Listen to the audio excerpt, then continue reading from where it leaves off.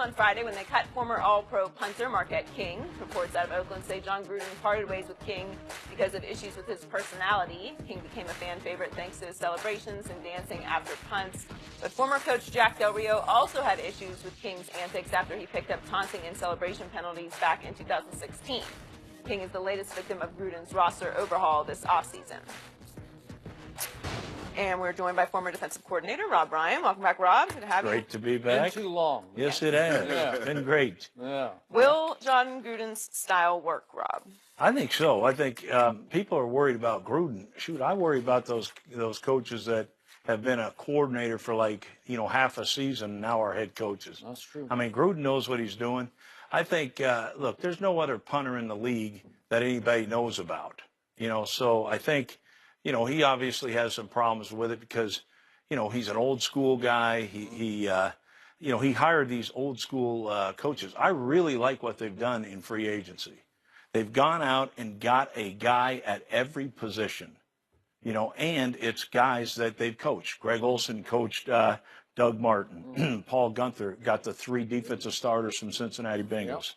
Yep. Bisaccia got Kyle Wilbur. So I like what they're doing. I think it makes sense. So he's going to have competition at every single position, on that field, even before the draft. So I think they've done a great job. I know it probably, it seems strange. You got rid of Crabtree. You got rid of this punter, guys like that. I mean, everybody understands the Aldon Smith and Sean Smith, but I like what he's doing. I do. And every one of these coordinators, Gunther on defense, is getting his guys that have played for him. Tom Cable gets Giacomini, the offensive tackle. So I think everybody signed off on these players. That's interesting. These aren't big names you're talking about, but they fit your coaching staff. Right. Smart, tough, competitive, selfless, and football's important. I think the old school coaches, that's what they believe. And I think, get some guys that football's important to. Teach the other guys and build a team. I mean, it makes sense to me. Normally the rule of thumb is, Coach, is that you get as many talented players as you can. And if the talented players are there before you get there and they might have done something or they might do something that you disapprove of, you bring them in and says, okay, what you did last year and what you did in the past will not be tolerated this year. You don't say I didn't like his personality. The reports are I didn't like his personality or the unsportsmanlike conduct, the taunting penalty you were getting. How about just bring the guy in and meet with him? How about sit down and talk? Now, Rob, you can agree with this. John Gruden has gotten a lot better coach by not coaching. Yeah. He's the only guy that I know that has been able to do that. Right. But the thing is, you're saying that, are you sure he hasn't had a face-to-face meeting with these guys? Yeah. I mean, to me, most coaches, they do. At least they have a conversation, especially this time of year. With a veteran player, you owe that to the veteran player to say, hey, look, we're going to go in a different direction. We're going to give you your release, so you have a chance to get on with another team early. Right. I mean, I could see him doing that. But, look, make no mistake about it. This guy's going to change the culture. He's going all in. He hasn't coached in 10 years. Yeah. He hasn't coached in 10 years. But these coaches that he hired, these are really good, proven coordinators. And I think he's going to have a chance. And I think what he's going in there is he's going to do it his way and get players that he thinks are old school players and he's going to see if this situation works. And, look, I think at least he's being true to himself. Skip, before you go, I just want Rob to answer me one thing. Which one of these guys, is it Cable, Paul Gunther, Olson? Which one of those guys are making $10 million a year? Which one of those guys got the $100 million contract? So he can hire whoever. This falls at his feet. If it doesn't work, nobody's going to remember Paul Gunther. Nobody's going to remember Tom Cable. Yeah, there's no question. And I think, look, when he took the $10 million over, $100 million contract, I think everybody knew it's going to fall on his feet. But I think Gruden is ready for this. I think he's excited about it. And look, I'm excited about watching him play. I think the one thing is when you bring in a free agent at every single position, you're sending a message to the team that, look, last year wasn't good enough. We're going forward with this, and we're going to see there's going to be competition in every spot. and the best are gonna play. By the way, you didn't mention Jordy Nelson. Jordy Nelson, who's going to come in with a big chip on his shoulder to say, "Watch this, Green Bay," and I think he's got a year left in him, good year left in him. Yeah, had another. Yeah. Would have had a great year had he stayed with Aaron Rodgers. But okay, go ahead, Skip. Could be right.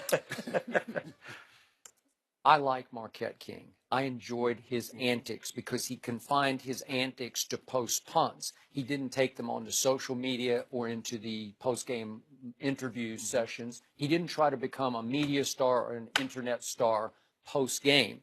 It was all how he acted during the game, and it was just fun to watch because it was just who he is. Right. And yet, I know Coach Gruden. You know Coach Gruden a little bit, and you want to talk old school? He's as well. You came from real old school. So did John. Remember, his dad was a coach at Notre Dame. Then he became a longtime NFL scout. So John learned to do it the oldest school way. And for him, punters are to be seen and not heard. It's just simple as that. They are replaceable. They are expendable. And he just probably took one look at the tape and said, I just don't want that on my football team. And he probably thought, I can't coach that out of him because it's just who Marquette is. He's a really good punter. Very good. I think he's a smart punter, too, because he was a directional, he could really score with the directional strategies. Yeah. So will they miss that? I don't know who they're going to get to replace him. I don't know if they'll just draft some kid and throw him in there. That happens a lot, as you know. But, look, I'm all about fits for coaches. And if you put, like your father fit in Philadelphia. It just seemed like he was part and parcel of the fabric of that franchise and that team. Blue collar town. It was. Yeah. And they thrived on Buddy Ryan. He's on our side, and again, the team didn't break through and win a Super Bowl, but they were really good and they were a big force and a big factor. And they were a defensive football team with Reggie, Rusty Brown, and Clyde Simmons. So they were he fit. Yep. Philadelphia, the city, and Philadelphia Eagles, the team.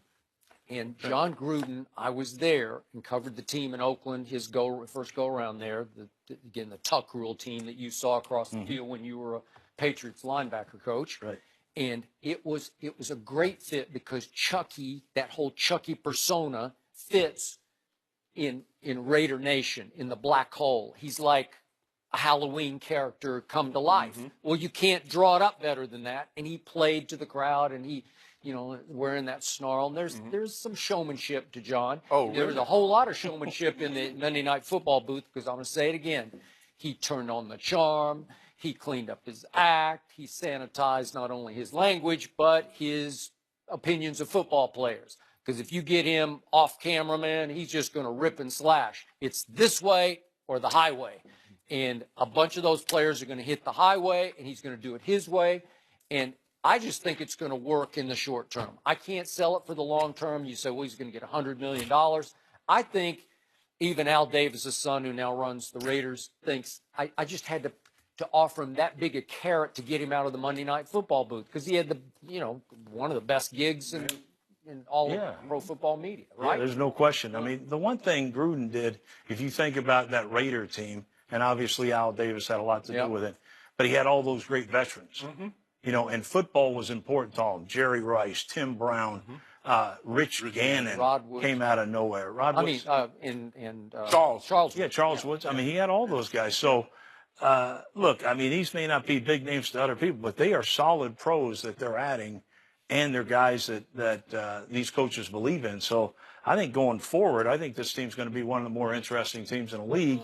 And, I think at least he's going about it his own way instead of all of a sudden saying, hey, I'm going to coach like, Chip Kelly or something. I mean, he's John Gruden. He's been out 10 years. You better come back as yourself. You remember when Chip Kelly, when he got rid of all those guys, those Sean McCoys, the Deshaun Jackson, all those guys? How'd that work out for him? Yeah. Not very good. People keep talking about the Raiders.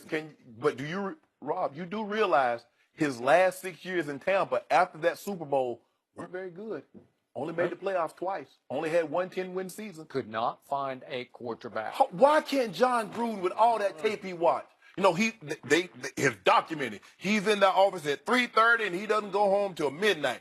Why can't he find a quarterback? Skip, he the guru. Okay, well, he just inherited a pretty good young quarterback who has not done enough yet.